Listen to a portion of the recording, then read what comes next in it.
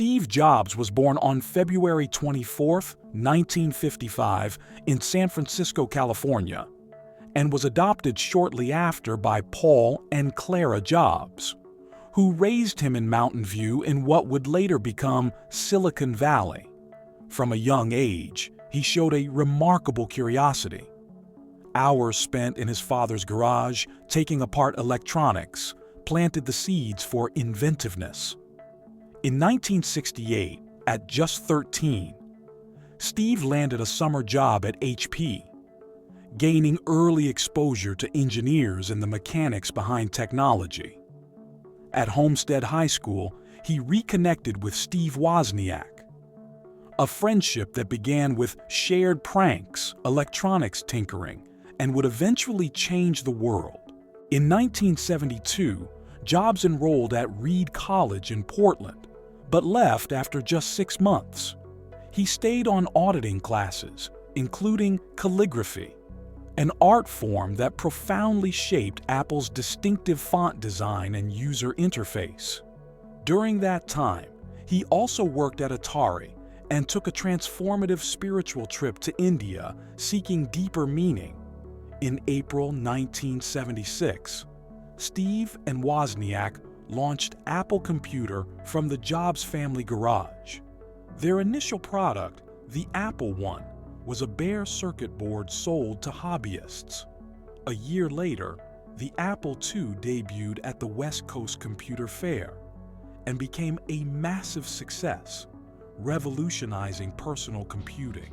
By 1980, Apple went public, creating hundreds of millionaires, Jobs among them, propelling him to millionaire status in his mid-20s. But Jobs was driven more by vision than wealth. In 1984, he unveiled the Macintosh, accompanied by the iconic 1984 Super Bowl ad that positioned Apple as a cultural force. However, success brought friction. Jobs' intense leadership style clashed with other executives. In 1985, after escalating conflicts with CEO John Sculley and the board, he was ousted from Apple, the very company he co-founded. Refusing to retreat, Jobs founded NeXT later that year, aiming to build high-end workstations for education and business. While NeXT's hardware didn't gain commercial success, its software laid the technical foundation for modern Apple operating systems. In 1986, Jobs made a bold pivot by purchasing the graphics division of Lucasfilm for $10 million, renaming it Pixar.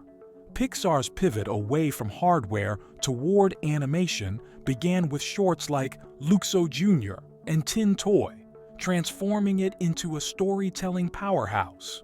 1995 brought Pixar's first feature film, Toy Story, the world's first entirely computer-animated movie.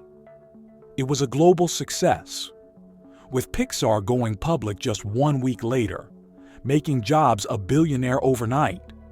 Later, in 2006, Disney acquired Pixar for $7.4 billion in an all-stock deal, positioning Jobs as Disney's largest individual shareholder, holding around 7% of the company.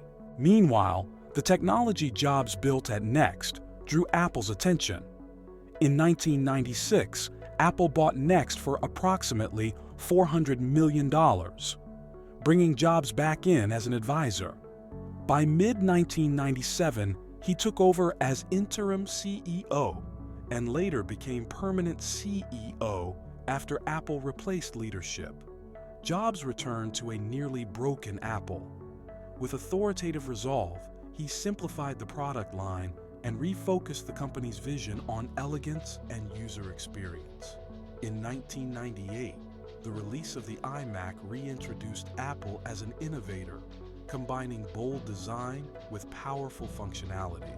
From there, a series of innovations followed: iTunes and the iPod in 2001, granting users 1,000 songs in their pocket; the iPhone in 2007, a device that transcended phones into personal computers; and the iPad in 2010, bringing computing to a new form factor. Jobs' keynotes became launch spectacles.